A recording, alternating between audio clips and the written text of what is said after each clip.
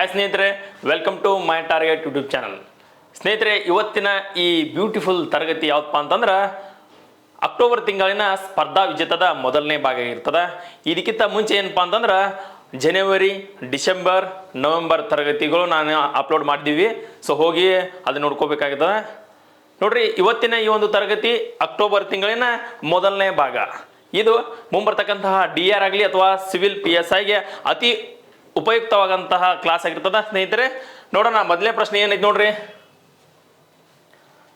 ಇತ್ತೀಚೆಗೆ ರಾಷ್ಟ್ರಪತಿ ದ್ರೌಪದಿ ಮುರ್ಮು ಅವರು ಅಂಕಿತ ಹಾಕಿದಂತಹ 106ನೇ ಸಂವಿಧಾನಾತ್ಮಕ ತಿದ್ದುಪಡಿ ಕಾಯ್ದೆ 128ನೇ ತಿದ್ದುಪಡಿ ಮಸೂದೆಗೆ ಪ್ರಧಾನಮಂತ್ರಿಯವರು ಏನೊಂದು ಹೆಸರು ಕೊಟ್ಟಾರ?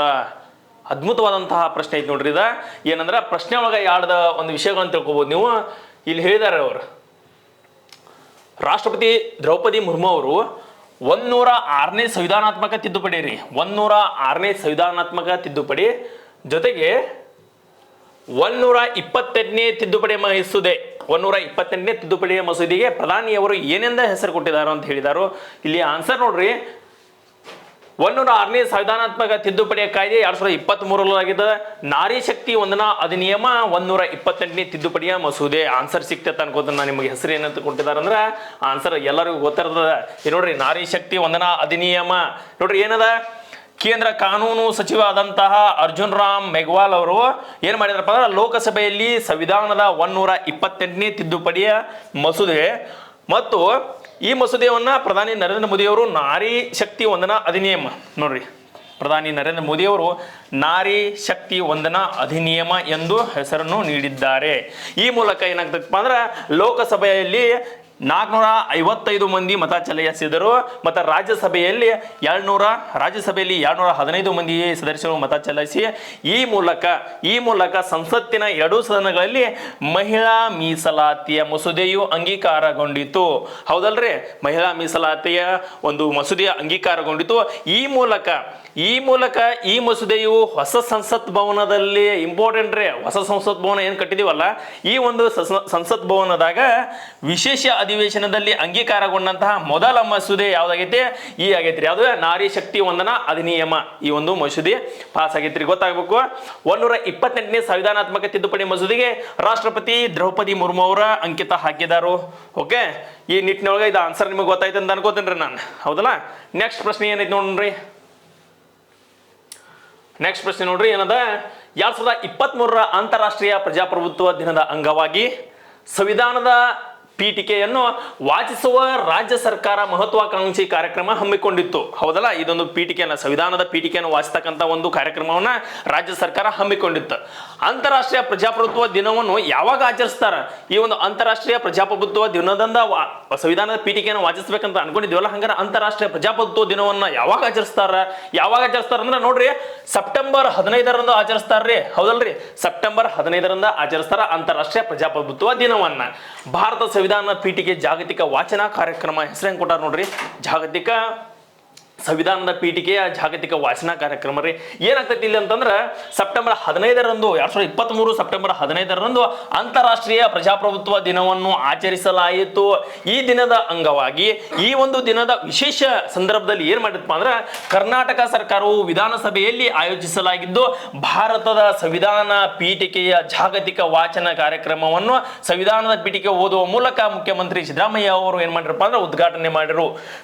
ವಿಧಾನಸೌಧದ ಮುಂಭಾಗದಲ್ಲಿ ಆಯೋಜಿಸಿದ ಕಾರ್ಯಕ್ರಮದಲ್ಲಿ ಕರ್ನಾಟಕದ ಮುಖ್ಯಮಂತ್ರಿ ಸಿದ್ದರಾಮಯ್ಯ ಮತ್ತು ಸಂಪುಟದ ಸದಸ್ಯರು ಸಂವಿಧಾನದ ಪೀಠಿಕೆಯ ವಾಚನವನ್ನು ಮಾಡಿದರು. ಈ ಕಾರ್ಯಕ್ರಮದಲ್ಲಿ ಶಾಲಾ ಕಾಲೇಜು ಸುಮಾರು 10,000 ವಿದ್ಯಾರ್ಥಿಗಳು, ಸ್ವಯಂ ಸೇವಾ ಸಂಸ್ಥೆಗಳು ಭಾಗವಹಿಸಿ ಅನೇಕ ಮಂದಿ ಆನ್ಲೈನ್ ಭಾಗದಲ್ಲಿ ಕೂಡ ಏನ್ ಮಾಡಿರಪ್ಪ ಅಂದ್ರೆ ಸಂವಿಧಾನದ ಪೀಠಿಕೆಯನ್ನ ಏನಪ್ಪಾ ಅಂದ್ರೆ ವಾಚನ ಕಾರ್ಯಕ್ರಮಕ್ಕೆ ಭಾಗವಾಗಿದ್ದಾರೆ.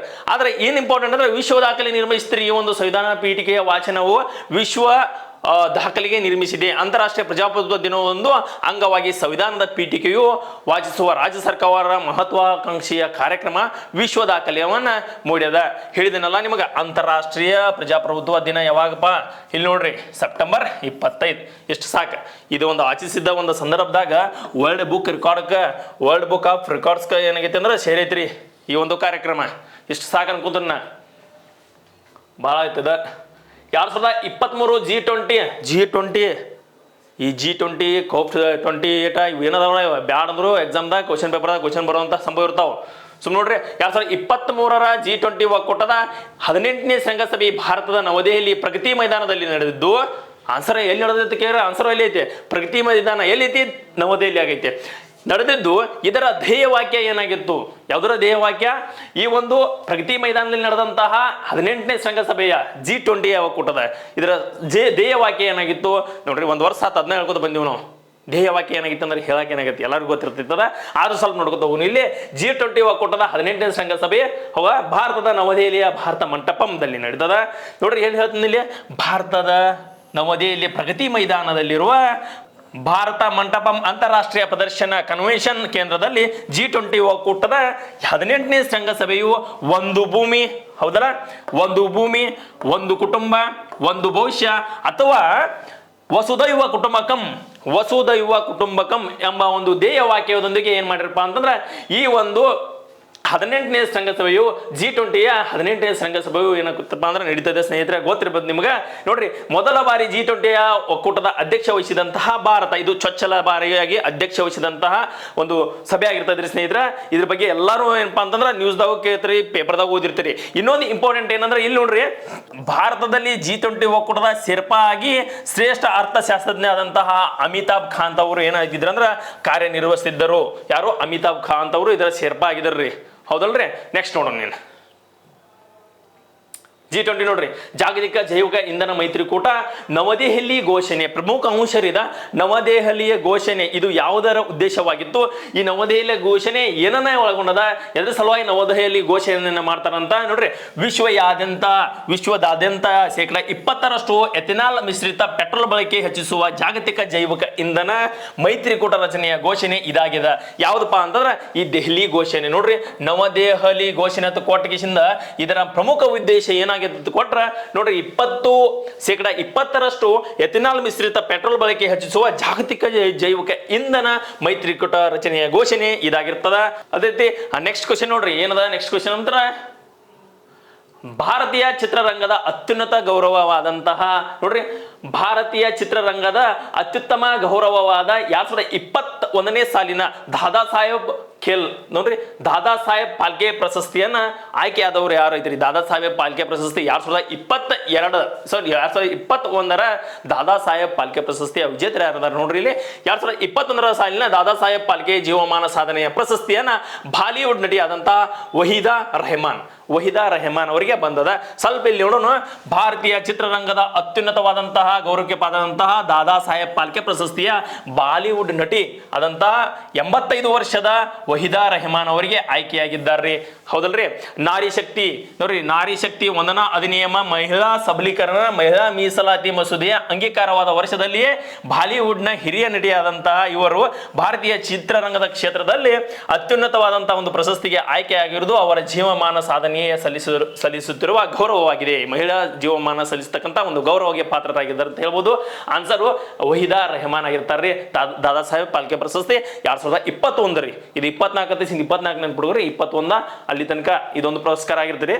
ವಹೀದಾ ರೆಹಮಾನ್ ಅವರು 1955ರಲ್ಲಿ ತೆಲುಗು ಚಿತ್ರದ ರೋಜುಲು ಮಾರಾಯಿ, ಇದು ಮೊದಲ ಇವರ ಚಿತ್ರ ಆಗಿರ್ತದ, ರೋಜುಲಿ ಮಾರಾಯಿ. ಅದೇ ರೀತಿ ಸ್ಕೆಟರ್ ಗರ್ಲ್ಸ್ ಎಂಬುದು ಅವರ ಕೊನೆಯ ಚಿತ್ರ ಆಗಿದ್ರಿ ಸ್ನೇಹಿತರ. ಯಾವುದು? ವಂದಿತಾ ರೆಹಮಾನ್ ಅವ್ರದ್ದು. ನೆಕ್ಸ್ಟ್ ನೋಡ್ರಿ, ಇದ್ರ ಬಗ್ಗೆ ಸ್ವಲ್ಪ ದಾದಾ ಸಾಹೇಬ್ ಪಾಲ್ಕೆ ಪ್ರಶಸ್ತಿಯ ಬಗ್ಗೆ ಸ್ವಲ್ಪ ಮಾಹಿತಿ ನೋಡ್ಕೊಂಡ್ರೆ ಬಹಳ ಉತ್ತಮವಾಗಿರ್ತದ. ಸಾಧನೆ, ಜೀವಮಾನ ಸಾಧನೆ ಯಾವುದಪ್ಪ ಅಂದ್ರೆ ಸ್ಥಾಪನೆ ಆಗಿದ್ದು 1969. ಯಾವ ಪ್ರಶಸ್ತಿ ಬಗ್ಗೆ? ದಾದಾ ಸಾಹೇಬ್ ಪ್ರಶಸ್ತಿ ಬಗ್ಗೆ ಮಾತಾಡ್ತೀವಿ ನಾವು. ಪ್ರಶಸ್ತಿಯ ಮೊತ್ತ 10 ಲಕ್ಷ ರೂಪಾಯಿ ಮತ್ತು ಸ್ವರ್ಣ ಕಮಲದ. ಅದೇ ರೀತಿ ಮೊದಲ ಪಡೆದಂತಹ ಯಾರಪ್ಪ ಅಂತಂದ್ರೆ ದೇವಿಕಾ ರಾಣಿ ರೋಹಿರಿಚಿ ಅವರು ಹಿಂದಿ ಚಿತ್ರಕ್ಕೆ ಪಡಿತಾರ. ಅದೇ ರೀತಿ ಪ್ರಶಸ್ತಿ ನೀಡೋರು ಭಾರತ ಸರ್ಕಾರ ಆಗಿರ್ತದ. ಪ್ರಶಸ್ತಿ ಯಾರು ನೀಡ್ತಾರ ಅಂದ್ರೆ ಭಾರತ ಸರ್ಕಾರದವ್ರು ನೀಡ್ತಾರ. ನೆಕ್ಸ್ಟ್ ಸ್ವರ್ಣ ಕಮಲ ಪ್ರಶಸ್ತಿ ಮೊದಲ ಪ್ರದಾನ ಮಾಡಿದ್ದು 1969 ಆಗಿರ್ತದ. ಪ್ರದಾನ ಮಾಡೋರು ಭಾರತ ರಾಷ್ಟ್ರಪತಿಗಳು. ಯಾರು ಕೊಡ್ತಾರ ಅಂದ್ರೆ ರಾಷ್ಟ್ರಪತಿ ಅವರು ಕೊಡ್ತಾರ್ರಿ. ದಾದಾ ಸಾಹೇಬ್ ಪಾಲ್ಕೆ ಪ್ರಶಸ್ತಿ ಪುರಸ್ಕಾರ ಇಬ್ಬರು ಕನ್ನಡಿಗರು ಅದಾರ್ರಿ. ಇದು ನೋಡ್ರಿ, ಇದು ಇಂಪಾರ್ಟೆಂಟ್ ಅದ. ಯಾರದಾರ ಇಬ್ಬರು ಅಂದ್ರೆ ಡಾಕ್ಟರ್ ರಾಜ್ಕುಮಾರ್ ಅವರು ಅದಾರ 1995 ಒಳಗ. ಅದಕ್ಕೆ ವಿ.ಕೆ. ಮೂರ್ತಿ ಅವರು ರೀ, ವಿ.ಕೆ. ಮೂರ್ತಿ ಅವರು 2008 ಪ್ರಕಾರ ಛಾಯಾಚಿತ್ರಕ್ಕೆ ಪಡಿತಾರೆ ಅಂತ ಹೇಳ್ಬೋದು. ಇತ್ತೀಚೆಗೆ ಪ್ರಶಸ್ತಿಗಳು ವಿನೋದ್ ಖನ್ನಾ, ಅದೇ ರೀತಿ ಅಮಿತಾಬ್ ಬಚ್ಚನ್, ಅದೇ ರೀತಿ ರಜನಿಕಾಂತ್, ಆಶಾ ಪಾರೇಖ್, ವಹಿಂದ ರೆಹಮಾನ್ ನೋಡ್ರಿ, ವಹಿಂದ ರೆಹಮಾನ್ ಅವರು 2021 ಅದಾರ. 2020ಕ್ಕೆ ಆಶಾ ಪಾರಿಕ್ ಅವರು ಇರ್ತಾರೆ ಸರ್, ಗೊತ್ತಿರ್ಬೇಕು ನೋಡ್ರಿ ಏನದ. 5ನೇ ಕ್ವಶನ್, 2023ರ ಗ್ರ್ಯಾಂಡ್ ಸ್ಲಾಮ್ ಟೆನ್ನಿಸ್ ಟೂರ್ನಿಯ 4ನೇ ಮತ್ತು ಕೊನೆಯ ಟೂರ್ನಿ ಆದಂತಹ US ಓಪನ್ ಯಾರು ಗೆದ್ದಿದಾರ? ಹಂಗಾರ 4ನೇದ ಕೊನೆಯದ ಹೌದಲ್ಲ, ಯಾವುದು US ಓಪನ್ ಚಾಂಪಿಯನ್ ಆದವ್ರು ಯಾರು ಅದಾರ್ರಿ? 2023ರ US ಓಪನ್ ಟೂರ್ನಿಯ ನ್ಯೂಯಾರ್ಕ್ ನಲ್ಲಿ ನಡೀತೈತಲ್ಲ, ಈ ನ್ಯೂಯಾರ್ಕ್ ನಲ್ಲಿ ನಡೆದಂತ ಈ ಟೂರ್ನಿ ಯಾರು ಗೆದ್ದಾರ ನೋಡ್ರಿ? ಗ್ರ್ಯಾಂಡ್ ಸ್ಲಾಮ್ ಟೆನ್ನಿಸ್ ಟೂರ್ನಿಯ 4ನೇ ಮತ್ತು ಕೊನೆಯ ಟೂರ್ನಿ ಆದಂತಹ US ಓಪನ್ ಟೂರ್ನಿಯು ನ್ಯೂಯಾರ್ಕ್ ನಲ್ಲಿ ನಡೆದಿದ. ಇದನ್ನ ಜರುಗಿತ್ತು. ಈ ಒಂದು ಟೂರ್ನಿಯ US ಓಪನ್ 143ನೇ ಆವೃತ್ತಿಯಾಗಿದ್ದು, ಈ ಟೂರ್ನಿಯ ಪುರುಷ ಸಿಂಗಲ್ಸ್ ಫೈನಲ್ ಪಂದ್ಯದಲ್ಲಿ ಸರ್ಬಿಯಾದ ಆಟಗಾರಂತಹ ಪವರ್ಫುಲ್ ಮ್ಯಾನ್ ರೀ, ನೋಡ್ರಿ ನನಗೆ ಗೊತ್ತಾಗತ್ತೆ ಹೆಂಗದ ಅನ್ನೋದು. ಸರ್ಬಿಯಾದ ಆಟಗಾರದಂತಹ ನೋವಾಕ್ ಜೊಕೋವಿಕ್ ರೀ. ಯಾರ? ನೋವಾಕ್ ಜೊಕೋವಿಕ್ ಜಿಕ್ಕೋತ್ ಏನ್ ಮಾಡ್ಬಿಡ್ತಾನಂದ್ರೆ ಚಾಂಪಿಯನ್ ಆಗಿಬಿಡ್ತಾನು. ಈತ ಚಾಂಪಿಯನ್ ಆಗ್ತಾನ ಏನಂತ ಅಂದ್ರೆ ಈ ಮೂಲಕ ಈತನ ದಾಖಲೆ 24 ಪ್ರಶಸ್ತಿಯನ್ನ ತನ್ನದಾಗಿಸಿಕೊಂಡು ಹಾಗೂ ಮಹಿಳಾ ಸಿಂಗಲ್ ಆಯ್ತು ಅದನ್ನ ಮುಂದೆ ನೋಡೋಣ.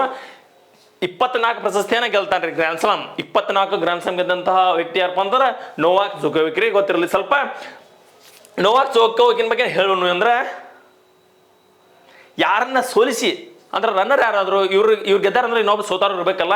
ಯಾರ್ದಂದ್ರೆ US ಓಪನ್ ಟೂರ್ನಿಯ ಪುರುಷ ಸಿಂಗಲ್ಸ್ ವಿಭಾಗದಲ್ಲಿ ಫೈನಲ್ ಪಂದ್ಯದಲ್ಲಿ ಸರ್ಬಿಯಾದ ನೋವಾಕ್ ಜೊಕೋವಿಕ್ ಏನಪ್ಪಾ ಅಂತಂದ್ರೆ ಗೆದ್ದಿದ್ದಾರೆ. ಹಂಗಾರ ರಷ್ಯಾದ ಡೆನಿಯಲ್ ಮೆಡ್ವೆಡೇವ್ ನೋಡ್ರಿ, ಡೆನಿಯಲ್ ಮೆಡ್ವೆಡೇವ್ ಅವರು ಏನಾದ್ರೆ ಅಂದ್ರೆ ರನ್ನರ್ ಅಪ್ ಆಗಿದಾರ್ರಿ ಈ ಒಂದು ಅಮೆರಿಕ ಓಪನ್ ಸಿಂಗಲ್ಸ್ ದಲ್ಲಿ. ಯಾರು? ಡೆನಿಯಲ್ ಮೆಡ್ವೆಡೇವ್ ಅವರು ರನ್ನರ್ ಅಪ್ ಆಗಿದ್ದಾರೆ. ಅದೇ ರೀತಿ ಈ ಮೂಲಕ ಜೊಕೋವಿಕ್ ಅವರು, ಸರ್ಬಿಯಾದ ನೊವಾಕ್ ಜೊಕೋವಿಕ್ ಅವರು ವೃತ್ತಿ ಜೀವನದಲ್ಲಿ 24 ಗ್ರ್ಯಾಂಡ್ ಸ್ಲಾಮ್ ಅನ್ನ ಸಿಂಗಲ್ಸ್ ಪ್ರಶಸ್ತಿಯನ್ನ ತಮ್ಮದಾಗಿಸಿಕೊಂಡರು. ಈ ವೃತ್ತಿ ರಂಗದಲ್ಲಿ 24 ಗ್ರ್ಯಾಂಡ್ ಸ್ಲಾಮ್ ಸಿಂಗಲ್ಸ್ ಗಳನ್ನ ತಮ್ಮದಾಗಿಸಿಕೊಂಡು ಈ ಮೂಲಕ ಟೆನ್ನಿಸ್ ಲೋಕದಲ್ಲಿ, ಟೆನ್ನಿಸ್ ಇತಿಹಾಸದಲ್ಲೇ ಅತಿ ಗರಿಷ್ಠ ಗ್ರ್ಯಾಂಡ್ ಸ್ಲಾಮ್ ಟೆನ್ನಿಸ್ ಟೂರ್ನಿಯ ಮಹಾನ್ ಆಟಗಾರನಿಂದ ಕೀರ್ತಿಗೆ ಪಾತ್ರರಾಗಿದ್ದಾರೆ. ಯಾರ? ನೋವಾಕ್ ಜೊಕೋವಿಕ್ ಅವರು. ಯಾವ ರೀತಿ ಕಷ್ಟಪಟ್ಟಿರ್ಬೇಕು ನೋಡ್ರಿ, ಅವ್ರು ಎಷ್ಟು ಪ್ರಾಕ್ಟೀಸ್ ಮಾಡಿರ್ಬೇಕು, ಏನು ಕತ್ತಿ ಅದ. ಸೊ 24 ಗೆದ್ದಾರ, 24 ಗಂಟೆನೂ ಒಣಕೊಂದಿಲ್ಲ ಹಂಗಾರ ಅವ್ರ ಅರ್ಥ. ನೆಕ್ಸ್ಟ್ ATP ರ್ಯಾಂಕಿಂಗ್ ಅಲ್ಲಿ ಕೂಡ ಅವ್ರು ಏನಂದಾರ ನಂಬರ್ 1 ಅದಾರ. ATP ರ್ಯಾಂಕಿಂಗ್ ಪ್ರಕಾರ ಸ್ಥಾನಕ್ಕೆ ನೋವಾಕ್ ಜೊಕೋವಿಕ್ ಅವರು ನಂಬರ್ 1ನೇ ಸ್ಥಾನದಲ್ಲಿದಾರ. ನೆಕ್ಸ್ಟ್ ಕ್ವಶನ್ ನೋಡ್ರಿ, ಅದ್ರ ಮುಂದೆ ಹೇಳ್ತಂದಿಲ್ಲ, ಮಹಿಳೆಯರು ಯಾರು ಗೆದ್ದಾರು ಇರ್ತಾರಲ್ಲ, ಮತ್ತೆ ಪುರುಷರು ಒಬ್ರು ಗೆದ್ದಾರ, ಮಹಿಳೆಯರು ಕಮ್ಮಿ ಇಲ್ಲ, ಅವರು ಗೆದ್ದಿರ್ತಾರ. ಯಾರ್ದಾರ ನೋಡ್ರಿ, US ಓಪನ್ ಮಹಿಳಾ ಸಿಂಗಲ್ಸ್ ಫೈನಲ್ ನಲ್ಲಿ ಚಾಂಪಿಯನ್ ಆದಂತಹ ಆಟಗಾರ್ತಿಯರು ಯಾರಪ್ಪ ಅಂತಾರೆ? ಆಟಗಾರ್ತಿಯಾರ US ಓಪನ್ ಮಹಿಳಾ ಸಿಂಗಲ್ಸ್ ಚಾಂಪಿಯನ್ ಅಮೆರಿಕಾದ ಅಮೆರಿಕಾದ ಕೋಕೋ ಗಾಪ್ ಅವ್ರು ಗೆದ್ದಾರ. 2023ರ US ಓಪನ್ ಒಂದೊಂದು ಅಕ್ಷರನು ಎದಕ್ಕೆ ಓದಾತನಂದ್ರೆ ಒಂದೊಂದು ಅಕ್ಷರನು ಇಂಪಾರ್ಟೆಂಟ್ ಆಗಿರ್ತಾವ. ಎಲ್ಲಾರ ಮಿಸ್ ಆದ್ರೆ ಕಷ್ಟ ಆಕತಿ, ಟಿಕ್ಕಿ ಹಾಕೋದ್ರೋಗ ಎಲ್ಲಾರ ಮಿಸ್ಟೇಕ್ ಆದ್ರೂ ಕಷ್ಟ ಆಕತಿ, ಓದ್ಬೇಕಾರ ಎಲ್ಲಾರ ಮಿಸ್ಟೇಕ್ ಆದ್ರೂ ಕೂಡ ಕಷ್ಟ ಆಕೈತಿಲ್ಲ. ಅದಕ್ಕೆ ನಾವು ಯಾವ್ದು ಬಿಡಂಗಿಲ್ರಿ, ಸುಮ್ಮನೆ ನೋಡ್ಕೊಂಡು ಹೋಗ್ಬಿಡ್ನು. 2023ರ US ಓಪನ್ ಮಹಿಳಾರ ಸಿಂಗಲ್ಸ್ ಫೈನಲ್ ನಲ್ಲಿ ಏನಾಕೈತಪ್ಪ ಅಂದ್ರೆ ಅಮೆರಿಕದ ಆಟಗಾರ್ತಿ ಕೋಕೋ ಗಾಪ್ ಅವರು ಏನಾಗ್ಯಾರ? ಬೆಲಾರಸ್ನ ಅರಿನಾ ಸಬಲೇಕರನ್ನು ಸೋಲಿಸಿ ಚಾಂಪಿಯನ್ಶಿಪ್ ಅನ್ನ ತಮ್ಮದಾಗಿಸಿಕೊಂಡರು. ಹೌದಲ್ರಿ? ಈ ಮೂಲಕ 6ನೇ ಶ್ರೇಯಾಂಕ ಹೊಂದಿದಂತಹ ಅಮೆರಿಕದ ಫ್ಲಾರಿಡಾ ಆಟಗಾರ್ತಿಗೆ ಲಭಿಸಿದ ಚೊಚ್ಚಲ ಗ್ರ್ಯಾಂಡ್ ಸ್ಲಾಮ್ ಪ್ರಶಸ್ತಿ ಇದಾಗ್ಯದ. ಹಿಂಗಂದ್ರೆ ಏನಂದ್ರೆ 2017ರ ಬಳಿಕ US ಓಪನ್ ಪ್ರಶಸ್ತಿ ಗೆದ್ದಂತಹ ಮೊದಲ ಮಹಿಳಾ ಆಟಗಾರ್ತಿ ಎಂಬ ಶ್ರೇಯಕ್ಕೆ ಯಾರು ಪಾತ್ರರಾಗ್ಯಾರ ಅಂದ್ರೆ ಕೋಕೋ ಗಾಪ್ ಅಂದ್ರೆ ಈ ಅಮೆರಿಕದವ್ರ ಪಾತ್ರರಾಗಿರೋ. ಹಂಗಾರ ಅಮೆರಿಕದವರ ಇದಕ್ಕೆ ಮುಂಚೆ ಯಾರು ಗೆದ್ದಿದ್ರಲ್ಲ 2017ಗಿಂತ ಮುಂಚೆ ಇಲ್ಲಿದಾರ ನೋಡ್ರಿ. ಯಾರಂದ್ರ ಅಕ್ಕ ಇಲ್ಲಿದಳು, ಸೆರೆನಾ ವಿಲಿಯಮ್ಸ್ ಬಳಿಕ ಪ್ರಶಸ್ತಿಯನ್ನ ಗೆದ್ದಂತ ಅತಿ ಕಿರಿಯ ಆಟಗಾರ್ತಿಗೆ ಎಂಬ ಪಾತ್ರಕ್ಕೆ ಪಾತ್ರರಾಗಿದ್ದರು. ಯಾರು? ಈ ಕೋಕೋ ಗಾಪ್ ಅವರು. ಕ್ಲಿಯರ್ ರೀ?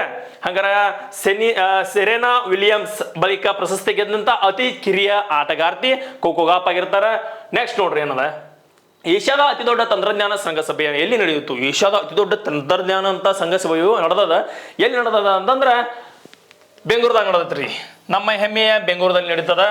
ಸೊ ಶೃಂಗಸಭೆಯ ಪರಿಕಲ್ಪನೆ ಗಡಿಯನ್ನು ಮೀರಿ ಅಂದ್ರೆ ಬ್ರೇಕಿಂಗ್ ಬೌಂಡ್ರೀಸ್ ಅಂತ ಹೇಳಿ ಒಂದು ಪರಿಕಲ್ಪನೆ ಮುಖಾಂತರ ನಡೀತೈತ್ರಿ.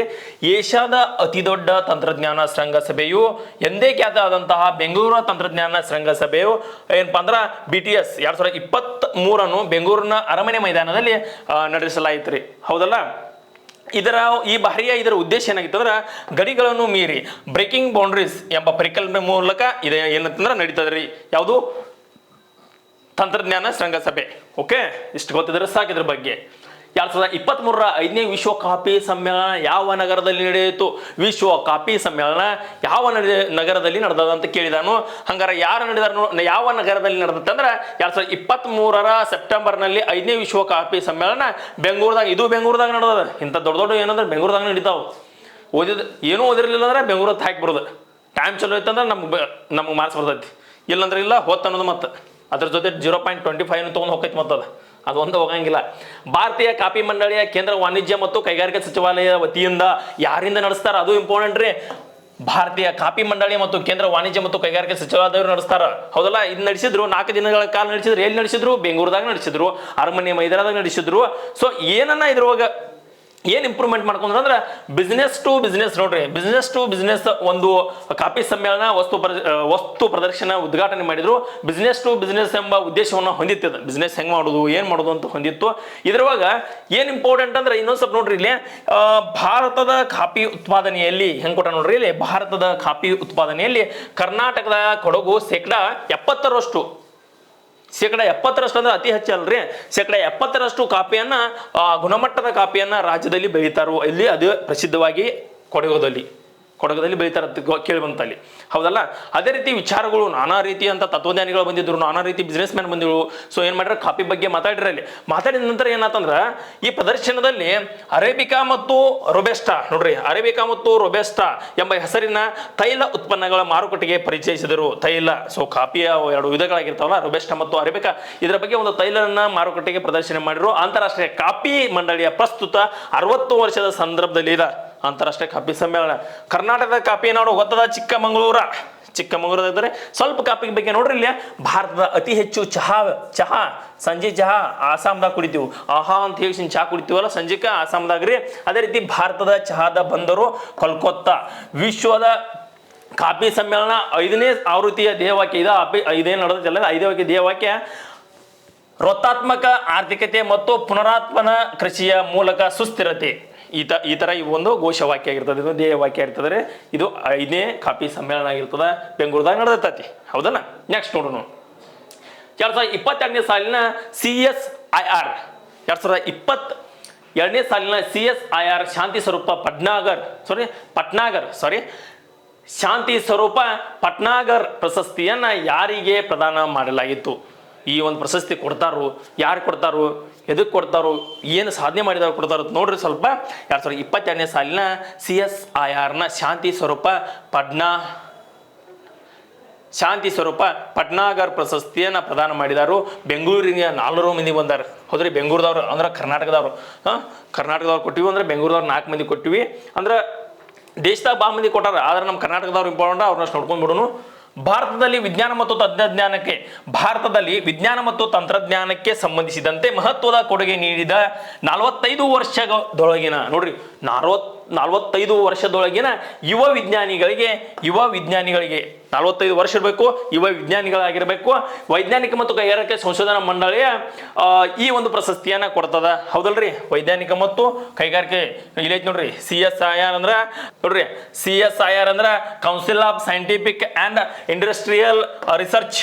1958ರಿಂದ ಶಾಂತಿ ಸ್ವರೂಪ ಪಟ್ನಾಗರ್ ಪ್ರಶಸ್ತಿಯನ್ನ ಪ್ರತಿ ವರ್ಷ ನೀಡುತ್ತಾ ಬಂದದ. ಹೌದಲ್ರಿ? 2022ನೇ ಸಾಲಿನದಾಗ 4 ಜನ ಕೊಟ್ಟಾರು. ಅದೇ ಯಾರು 4 ಜನಪ್ಪ ಅಂತಂದ್ರೆ ಅವರ ಕರ್ನಾಟಕದವರು. ಇಲ್ಲಿ ಸ್ವಲ್ಪ ಆರಿಸ್ಕೊಂಡು ನೋಡೋಣ. ಬೆಂಗಳೂರು ಎಲ್ಲೈತಿ ನೋಡ್ರಿ, ಬೆಂಗಳೂರ. ಸೊ IISc ದಿಂದ ಪಡೆದಾರು. AT ಬಿಜು ಅವರಿಗೆ ಏನಪ್ಪಾ ಅಂತಂದ್ರೆ ಇದೊಂದು ಪ್ರಶಸ್ತಿ ಸಿಕ್ಕತಿ.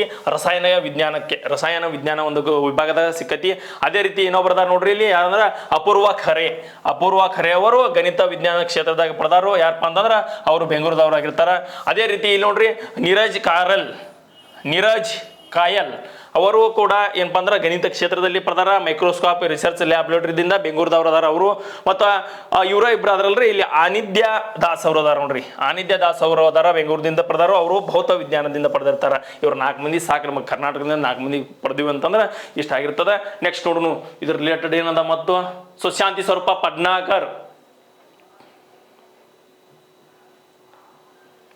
ಶಾಂತಿ ಸ್ವರೂಪ ಪಟ್ನಾಗರ್ ಪ್ರಶಸ್ತಿಯ ಬಗ್ಗೆ ಮಾಹಿತಿ ನೋಡ್ರಿ. ಪ್ರದಾನ ಮಾಡುವವರು ವೈಜ್ಞಾನಿಕ ಮತ್ತು ಕೈಗಾರಿಕಾ ಸಂಶೋಧನಾ ಸಂಸ್ಥೆ ತೇಜ್ನಿ 1958ರಿಂದ ಕೊಡ್ತೀವ್ರಿ.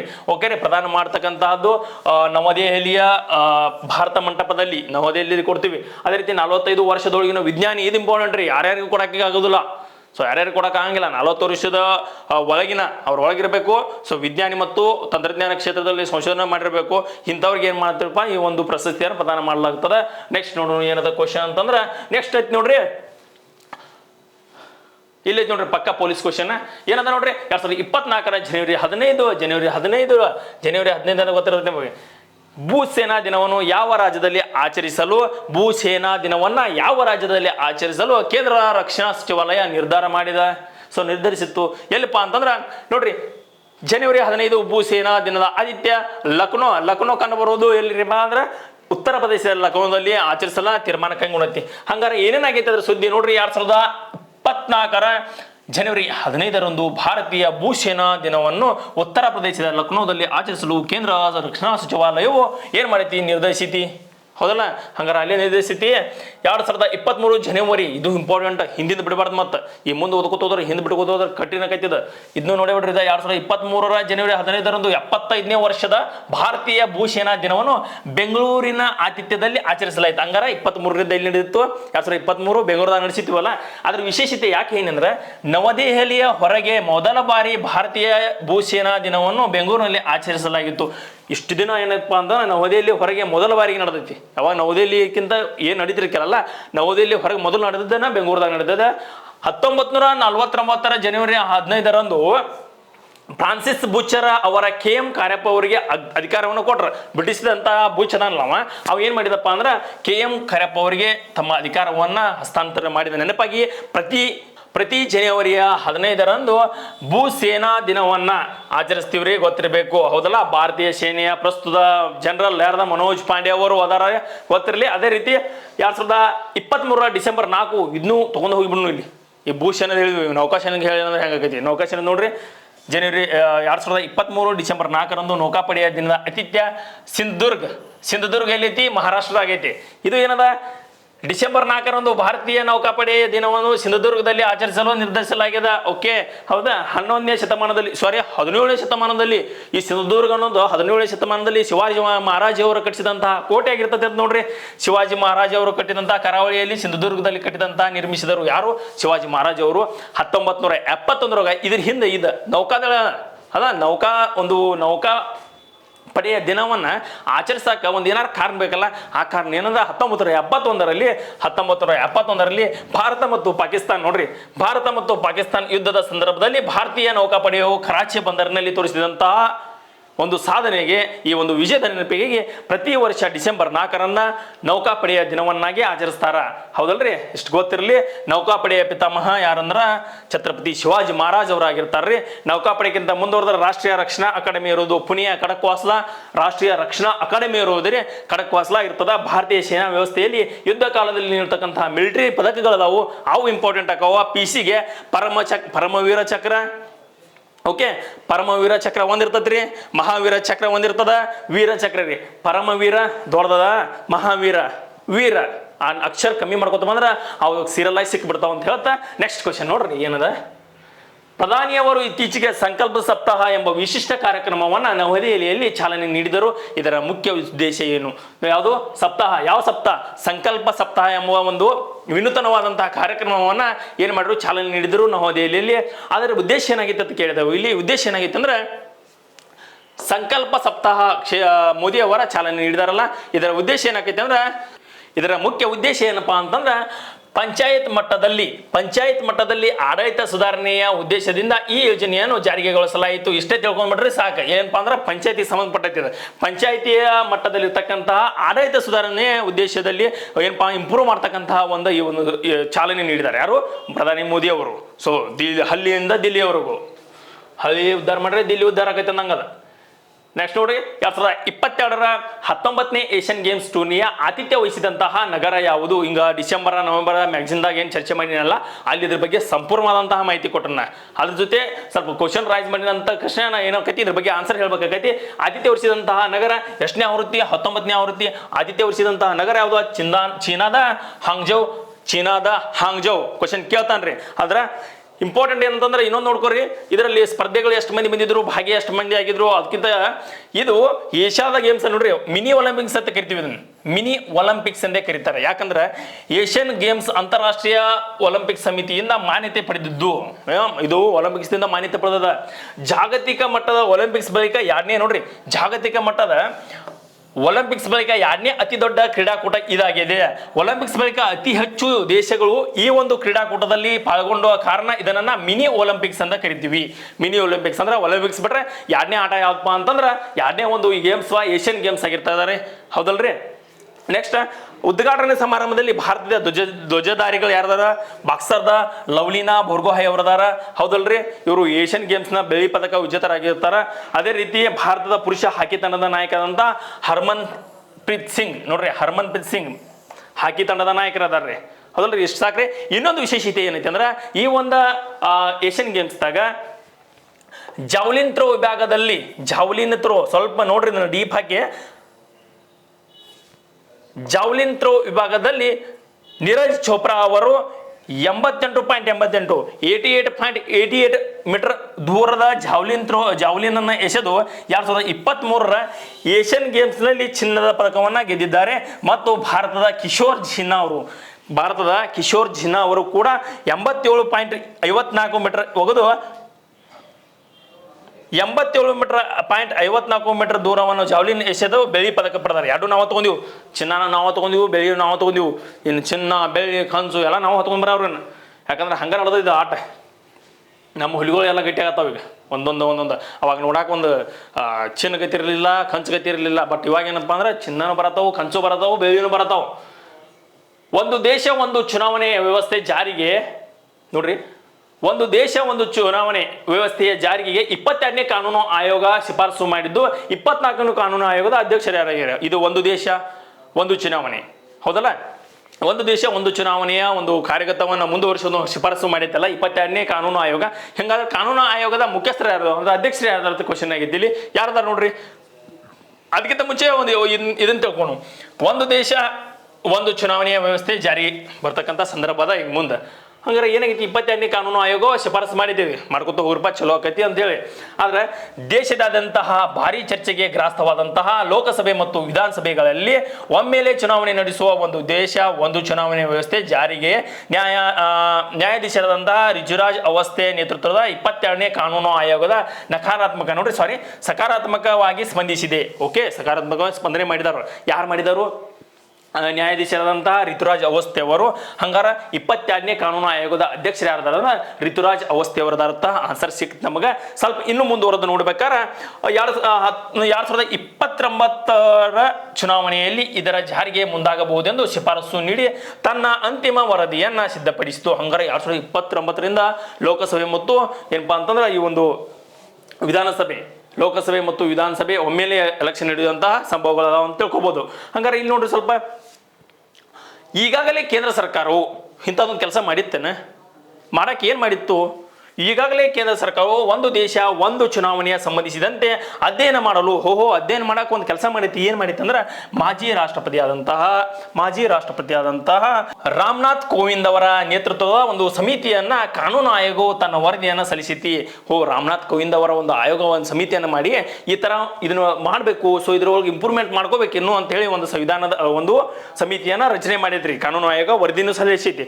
22ನೇ ಕಾನೂನು ಆಯೋಗ ಶಿಫಾರಸುಗಳು ಏನಾಗೈತೆ ಅಂದ್ರೆ 2029 ಚುನಾವಣೆಯಲ್ಲಿ ಒಂದು ದೇಶ ಒಂದು ಚುನಾವಣೆ ವ್ಯವಸ್ಥೆಯನ್ನು ಜಾರಿಗೆ ತರಬೇಕಂತ ಶಿಫಾರಸನ್ನ ಮಾಡಿ ಮುಟ್ಟೈತಿ.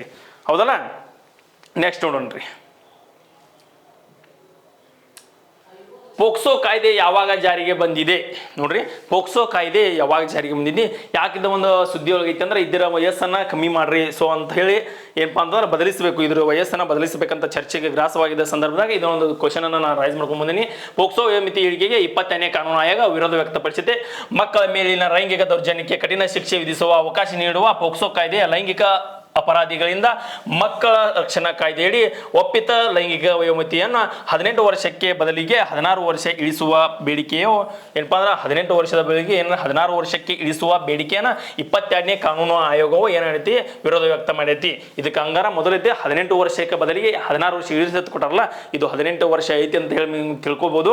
ಸೊ ಭಾರತದಲ್ಲಿ 2011ರ ಪೋಕ್ಸೋ ಕಾಯ್ದೆಯಡಿ 2012 ಮೇ 22ರಂದು ಜಾರಿಗೆ ಆಗಿದೆ. ಹಂಗಾರ ಪೋಕ್ಸೋ ಕಾಯ್ದೆ ಜಾರಿಗೆ ಬಂದಿದ್ದು 2011ರ ಪೋಕ್ಸೋ ಕಾಯ್ದೆ ಅಡಿಯಲ್ಲಿ 2012 ಮೇ 22ರಂದು ಜಾರಿಗೆ ಬಂದಿದೆ ಅಂತ ಹೇಳ್ತಾ, ಅದೇ ರೀತಿ ನೋಡ್ರಿ ಮಾಹಿತಿ ಹಕ್ಕು ಬಗ್ಗೆ ನೋಡೋಣ ಇಲ್ಲಿ ಸ್ವಲ್ಪ. 2005 ಮಾಹಿತಿ ಹಕ್ಕು RTI right to information RTI ಐತಿ.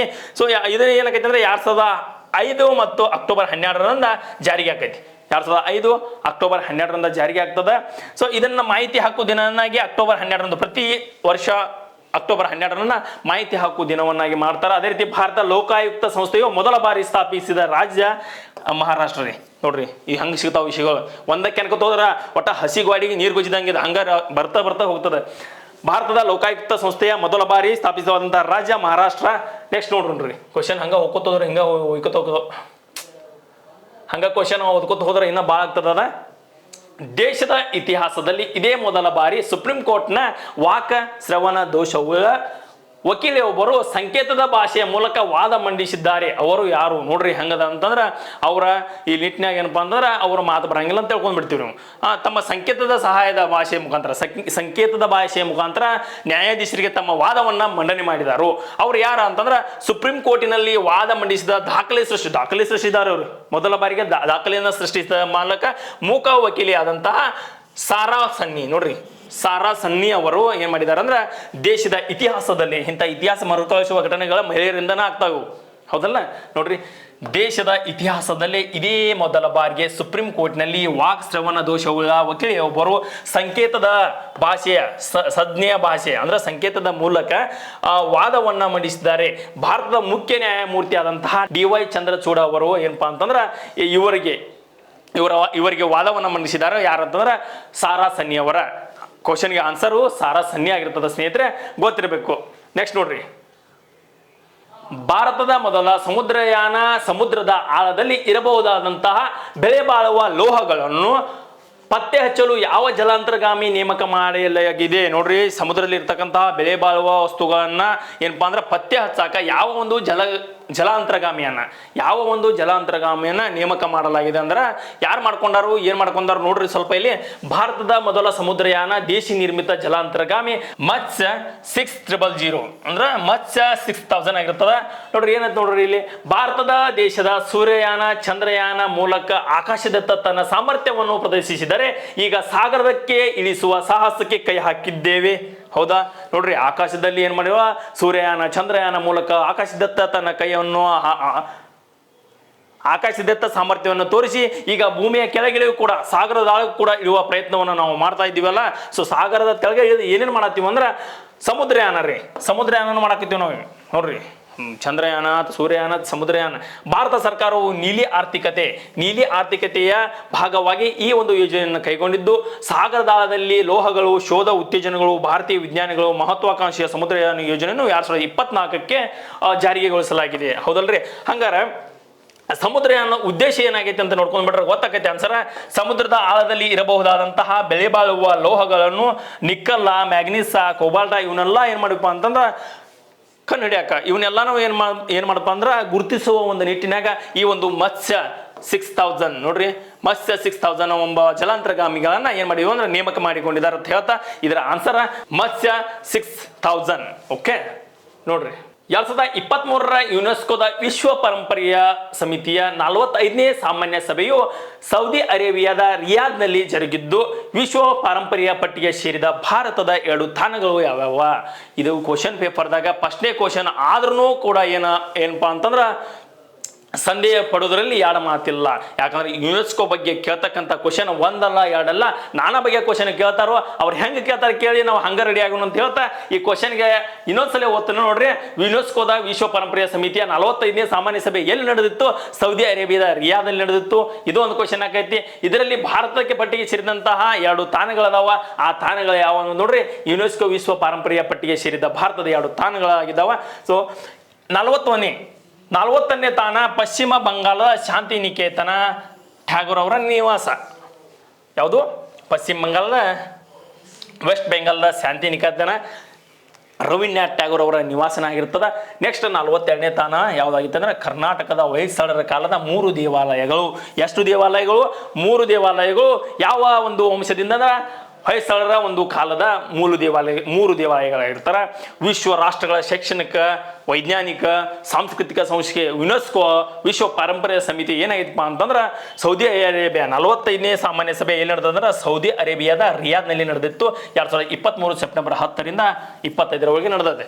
ಈ ನಡೆದಾಗ ಏನಾಗೈತಪ್ಪ ಅಂತಂದ್ರೆ ಪಶ್ಚಿಮ ಬಂಗಾಳದ ಶಾಂತಿನಿಕೇತನ ತಾಣವನ್ನು ಭಾರತದ 41ನೇ ತಾಣವನ್ನಾಗಿ ಮತ್ತು ಕರ್ನಾಟಕದ ಹೊಯ್ಸಳರ ಕಾಲದ 3 ದೇವಾಲಯಗಳಾದಂತಹ ಹಳೆಬೀಡಿನ ಹೊಯ್ಸಳೇಶ್ವರ ದೇವಾಲಯ ಇಂಪಾರ್ಟೆಂಟ್, ಹಳೆಬೀಡಿನ ಹೊಯ್ಸಳೇಶ್ವರ ದೇವಸ್ಥಾನ, ಓಕೆ, ಬೇಲೂರಿನ ಚನ್ನಕೇಶವ ದೇವಾಲಯ ನೋಡ್ರಿ, ಬೇಲೂರಿನ ಚನ್ನಕೇಶವ ದೇವಸ್ಥಾನ, ಅದೇ ರೀತಿ ಸೋಮನಾಥಪುರದ ಕೇಶವ ದೇವಸ್ಥಾನಗಳು ಒಟ್ಟಾರೆಯಾಗಿ ಭಾರತಕ್ಕೆ 42 ಯುನೆಸ್ಕೋ ಪಾರಂಪರ್ಯ ತಾಣವನ್ನಾಗಿ ಆಯ್ಕೆ ಮಾಡಿಕೊಂಡಿದೆ.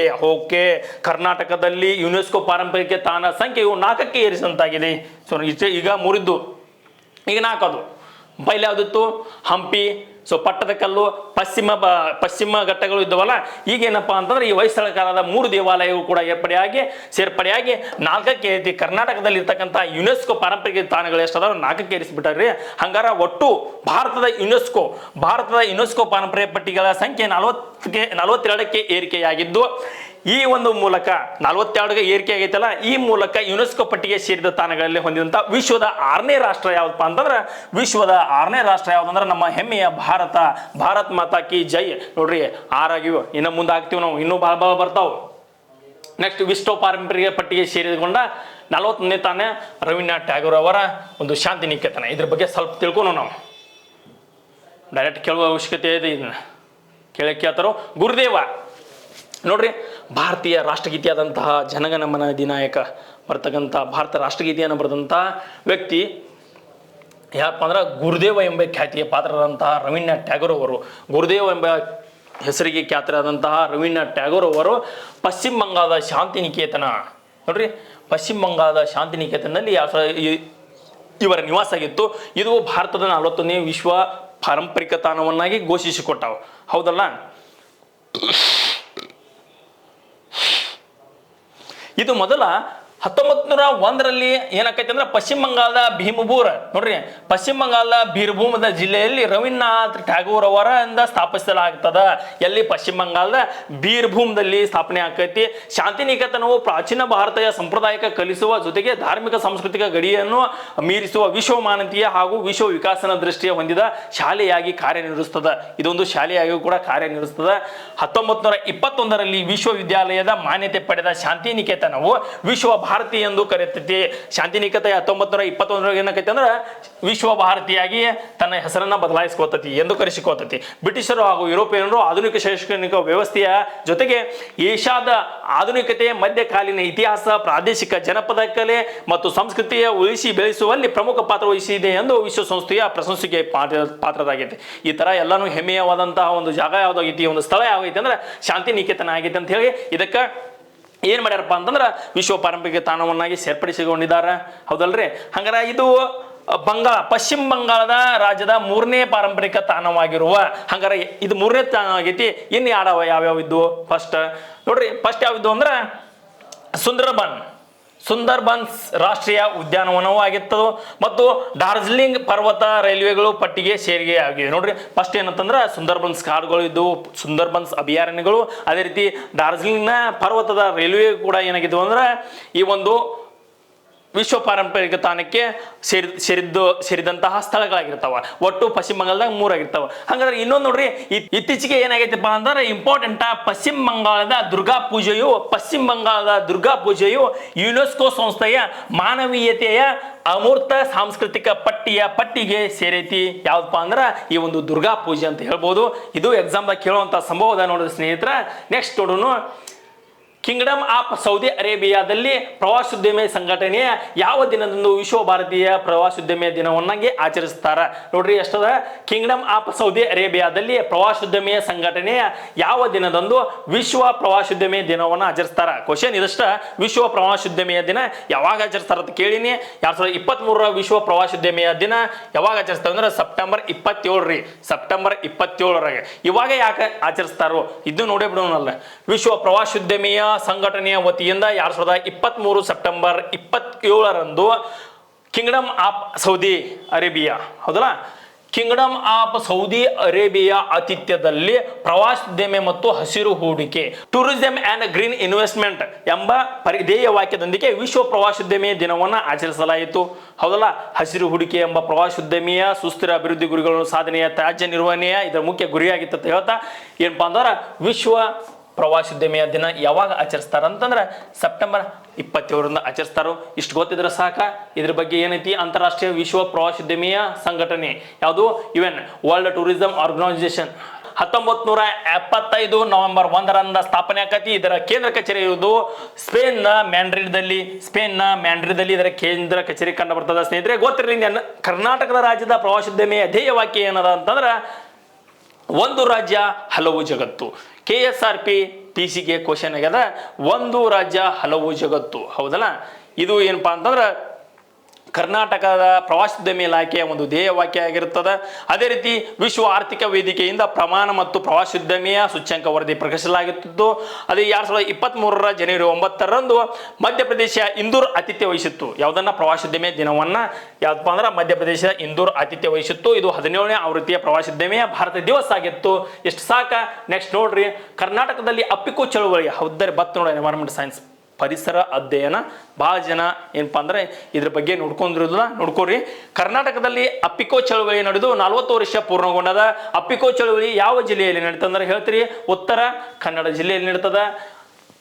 1983 ಸೆಪ್ಟೆಂಬರ್ 8 ಉತ್ತರ ಕನ್ನಡ ಜಿಲ್ಲೆಯ ಸಿರ್ಸಿ ತಾಲೂಕಿನ ಕೇಲಾಸಿ ಎಂಬ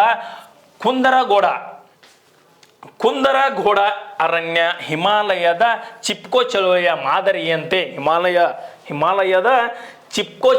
ಮಾದರಿಯಂತೆ ಅಪ್ಪಿಕೋ ಚಳುವಳಿಯು ಕೂಡ ಏನಪ್ಪಾ ಅಂದ್ರೆ ಪಾಂಡುರಂಗ ಹೆಗಡೆ ಅವರ ನೇತೃತ್ವದಲ್ಲಿ ಅಲ್ಲಿಯ ಸ್ಥಳೀಯ ಜನರೊಂದಿಗೆ ಏನಪ್ಪಾ ಅಂದ್ರೆ ಈ ಒಂದು ಹೋರಾಟ ಮುಂದಾಗ್ತದೆ.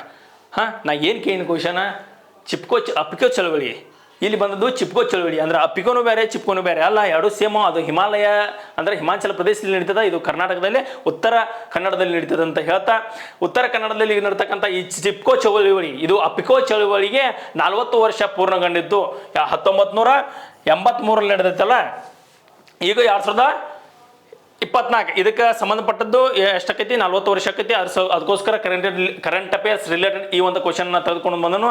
ಇದು ಪರಿಣಾಮ ಮಲೆನಾಡಿನ ಹಸಿರು ಮರಗಳ ಕಡಿಯುವುದಕ್ಕೆ ಸಂಪೂರ್ಣವಾಗಿ ನಿಷೇಧ ಆಗ್ತದೆ ರೀ. ಹಸಿರು ಮನೆ ಏನಪ್ಪಾ ಅಂದ್ರೆ ಅರಣ್ಯ ನಾಶದ ಕುರಿತು ಇದ್ರ ಬಗ್ಗೆ ಏನಪ್ಪಾ ಅಂದ್ರೆ ಬಹಳ ಜನ ಅರಣ್ಯವನ್ನು ಕಡಿಬಾಡಿರುತ್ತೋ, ಬಹಳ ಜನ ಏನಪ್ಪಾ ಅಂದ್ರೆ ವಿರೋಧ ವ್ಯಕ್ತಪಡಿಸ್ತಾರ ಯಾವುದು ಈ ಒಂದು ಅಪ್ಪಿಕೋ ಚಳುವಳಿಗೆ.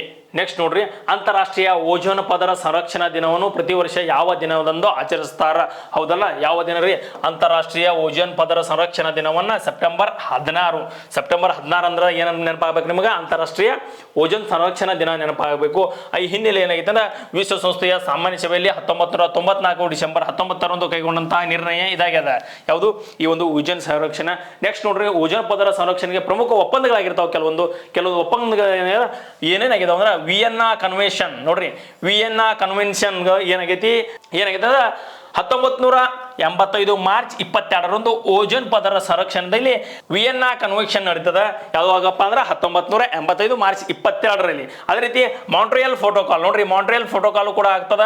ಏನಾಗ್ತದೆ? 1987 ಸೆಪ್ಟೆಂಬರ್ 16 ಕೆನಡಾದ ಮಾಂಟ್ರಿಯಲ್ದಲ್ಲಿ ಪ್ರೋಟೋಕಾಲ್ಗೆ ಸಹಿ ಹಾಕಲಾಗಿತ್ತು. ಈ ಒಂದು ತರುವಾಯ ಏನಾಗ್ತಿತ್ತಪ್ಪ ಅಂದ್ರೆ ಸೆಪ್ಟೆಂಬರ್ 16 ಏನು ಸೆಪ್ಟೆಂಬರ್ 16 ಅಂತಾರಾಷ್ಟ್ರೀಯ ಓಜೋನ್ ಪದರ ಸಂರಕ್ಷಣಾ ದಿನವನ್ನಾಗಿ ನಾವು ಆಚರಿಸ್ತೀವಿ ಅಂತ ಹೇಳ್ತಾ ನೆಕ್ಸ್ಟ್ ಕಿಗಾಲಿ ಒಪ್ಪಂದವು ಕೂಡ ಈ ಓಜೋನ್ಗೆ ಸಂಬಂಧಪಟ್ಟದ. ಕಿಗಾಲಿ ಒಪ್ಪಂದ, ಮ್ಯಾಟ್ರಿಯಲ್ ಪ್ರೋಟೋಕಾಲ್ ಒಪ್ಪಂದವು ಕೂಡ ಇದು ಒಂದು ಓಜೋನ್ ಸಂರಕ್ಷಣೆಗೆ ಸಂಬಂಧಪಡ್ತದ. ಅದೇ ರೀತಿ ಓಜೋನ್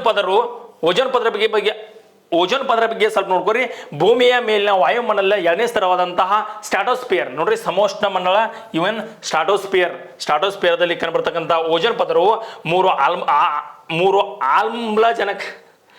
ಮೂರು ಆಮ್ಲಜನಕದಿಂದ ಮಾಡಲ್ಪಟ್ಟಿದ್ದು ಓತ್ರಿ ಆಗಿರ್ತದೆ. ಓಜೋನ್ ಪದರವು ಸೂರ್ಯನಿಂದ ಬರ್ತಕ್ಕಂತಹ ನಿರಳಾತೀತ ಕಿರಣ ನೋಡ್ರಿ UV ರೈಟ್ಸ್ಗಳನ್ನ ಏನು ಹಿಡಿತದಪ್ಪ ಅಂತಂದ್ರೆ ತಡೆ ಹಿಡಿದು ಭೂಮಿಗೆ ಸಂರಕ್ಷಣೆ ಉಂಟು ಮಾಡ್ತದೆ. ಇತ್ತೀಚಿಗೆ ದಿನಗಳಲ್ಲಿ ಮಾನವೀಯ ಜೀವನ ಶೈಲಿ ಬದಲಾಯಿಗೊಂಡು ಐಷಾರಾಮಿ ಜೀವನ ಕಳೆಯಕ್ಕೆ ಏಷ್ಯಾ ಹಚ್ತಾರೋ, ಓಕೆ, ರೆಫ್ರಿಜರೇಟರ್ ಆಗಲಿ, ಎಸಿ ಆಗಲಿ, ಕೂಲರ್ಗಳನ್ನ ಯೂಸ್ ಮಾಡ್ತಾ ಓಜೋನ್ ಪದರಗಳನ್ನ ಹಾಳು ಮಾಡತ್ತೀವಿ. ಈ ರೀತಿ ಏನೋ ಮಾಡಕ್ಕೆ ಹೋಗ್ಬಿಡ್ರಿ ಅಂತ ಹೇಳಿ ನೆಕ್ಸ್ಟ್ ಕ್ವಶನ್ ಏನೈತೆ ಓದ್ತಾ ಹೋಗ್ತಾನೋ. CFC ನೋಡ್ರಿ, ಕ್ಲೋರೋಫ್ಲೋರೋಕಾರ್ಬನ್ ಪ್ರಮಾಣ ಹೆಚ್ಚಾದ್ರೆ ಓಜೋನ್ ತೂತು ಬೀಳ್ತೈತಿ. ಇತ್ತೀಚೆಗೆ ಮಹಾತ್ಮ ಗಾಂಧಿ ಸೇವಾ ಪ್ರಶಸ್ತಿಗೆ ಧಾರವಾಡ ಜಿಲ್ಲೆಯ ಗರಗ ಕ್ಷೇತ್ರೀಯ ಸೇವಾ ಸಂಘ ಆಯ್ಕೆಯಾಗಿದ್ದು, ಈ ಒಂದು ಪ್ರಶಸ್ತಿಯನ್ನ ಯಾರು ಪ್ರದಾನ ಮಾಡ್ತಾರ? ಇದು ಪ್ರಜಾವಾಣಿ ಪೇಪರ್ದಾಗ ದೊಡ್ಡದಾಗಿ ಒಂದು ಲೈನ್ ಬಂದಾಗ ಬಂದಿತ್ತು ಫಸ್ಟ್ ಪೇಜ್ದಾಗನ. ಏನಪ್ಪಾ ಅಂದ್ರೆ ಗರಗ್ ಅಂದ್ರೆ ಎಲ್ಲರಿಗೂ ಗೊತ್ತಿರ್ತೈತಿ, ರಾಷ್ಟ್ರ ಧ್ವಜವನ್ನ ಏನಪ್ಪಾ ಅಂದ್ರೆ ಅಲ್ಲಿ ನಿರ್ಮಾಣ ಮಾಡ್ತಾರ, ಹೌದಲ್ಲ. ನೆಕ್ಸ್ಟ್ ನೋಡ್ರಿ, ಮಹಾತ್ಮ ಗಾಂಧಿ ಸೇವಾ ಪ್ರಶಸ್ತಿಗೆ ಗರಗ ಕ್ಷೇತ್ರೀಯ ಸೇವಾ ಸಂಘ ಆಯ್ಕೆಯಾಗ್ಯದ. ಹಂಗಲ್ಲ, ಏನೈತಿ ಇದ್ರ ಬಗ್ಗೆ? ಕರ್ನಾಟಕ ರಾಜ್ಯದ ವಾರ್ತಾ ಮತ್ತು ಸಾರ್ವಜನಿಕ ಸಂಪರ್ಕ ಇಲಾಖೆಯಿಂದ ಪ್ರದಾನ ಮಾಡಲಾಗುತ್ತೆ. ಯಾರು ಪ್ರದಾನ ಮಾಡ್ತಾರೆ ಅಂತ ಕೇಳಿವಲ್ಲ ನಾವು, ಯಾರು ಪ್ರದಾನ ಮಾಡ್ತಾರೆ ನೋಡ್ರಿ, ಕರ್ನಾಟಕ ರಾಜ್ಯದ ವಾರ್ತಾ ಮತ್ತು ಸಾರ್ವಜನಿಕ ಸಂಪರ್ಕ ಇಲಾಖೆಯಿಂದ ಪ್ರದಾನ ಮಾಡುವ 5 ಲಕ್ಷ ನಗದು ಒಳಗೊಂಡಂತಹ ಮಹಾತ್ಮ ಗಾಂಧಿ ಸೇವಾ ಪ್ರಶಸ್ತಿ ಧಾರವಾಡ ಜಿಲ್ಲೆಯ ಗರಗ ಕ್ಷೇತ್ರೀಯ ಸೇವಾ ಸಂಘ ಆಯ್ಕೆಯಾಗದ. ಹಂಗಾರ ಈ ಗರಗ ಕ್ಷೇತ್ರ ಏನ್ ಕೆಲಸ ಮಾಡ್ತೈತಿ ಸ್ವಲ್ಪ ನೋಡ್ರಿ ಇಲ್ಲಿ ಮುಂದೆ ಅಂತಂದ್ರೆ 2023 ಅಕ್ಟೋಬರ್ 2ರಂದು ಬೆಂಗಳೂರಿನ ವಾರ್ತಾಸೌಧದ ಸಮಾಲೋಚನಾ ಸಭಾಂಗಣದಲ್ಲಿ ಜರುಗಿದ ಗಾಂಧಿ ಜಯಂತಿಯ ದಿನದಂದು ಈ ಒಂದು ಪ್ರಶಸ್ತಿಯನ್ನ ಮುಖ್ಯಮಂತ್ರಿಗಳಂತ ಸಿದ್ದರಾಮಯ್ಯ ಅವರು ಏನ್ ಮಾಡಿದಾರು, ಪ್ರದಾನ ಮಾಡಿದಾರ್ರಿ. ಗರಗದಾಗ ಏನು ತಯಾರಾಗ್ತೈತೆ ಅಂದ್ರೆ ನಮ್ಮ ರಾಷ್ಟ್ರಧ್ವಜ, ನಮ್ಮ ಹೆಮ್ಮೆಯ ರಾಷ್ಟ್ರಧ್ವಜ ನಿರ್ಮಾಣ ಮಾಡ್ತಕ್ಕಂಥ ಸ್ಥಳ ಈ ಒಂದು ಧಾರವಾಡ ಜಿಲ್ಲೆಯ ಗರಗ ಎಂಬ ಗ್ರಾಮದಲ್ರಿ.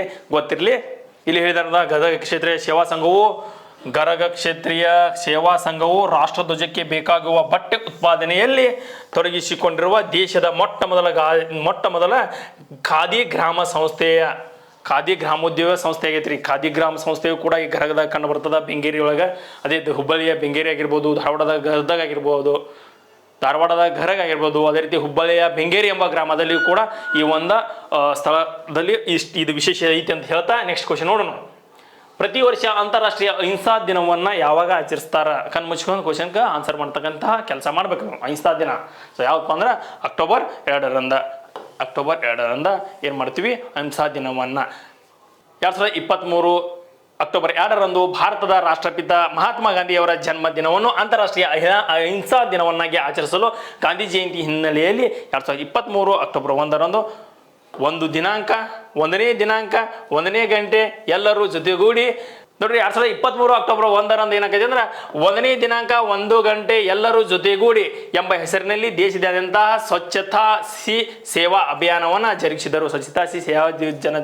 ಸ್ವಚ್ಛತಾ ಹಿ ಸೇವಾ ಅಭಿಯಾನವನ್ನ ಏನ್ ಮಾಡ್ತಾರಪ್ಪ ಅಂತಂದ್ರೆ ನಗರಾಭಿವೃದ್ಧಿ ಸಚಿವಾಲಯದಿಂದ ಹಮ್ಮಿಕೊಳ್ತಾರ್ರಿ. ಗೊತ್ತಿರಲಿ, ಈ ಒಂದು ಅಹಿಂಸಾ ದಿನ ಅಕ್ಟೋಬರ್ 2ರಂದ ನಡೆಸ್ತೀವಿ.